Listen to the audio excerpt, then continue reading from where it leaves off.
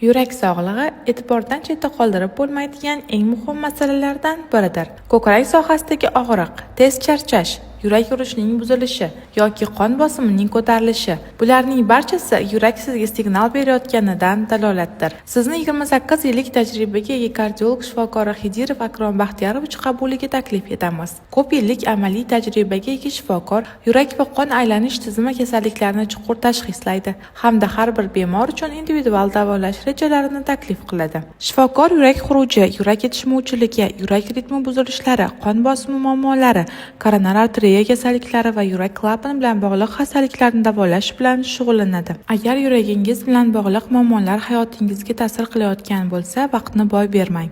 Kardiolog Xidirov Akrom Baxtiyorovich qabuliga yoziling va yurak sog'lig'ingizni ishonchli qo'llarga topshiring.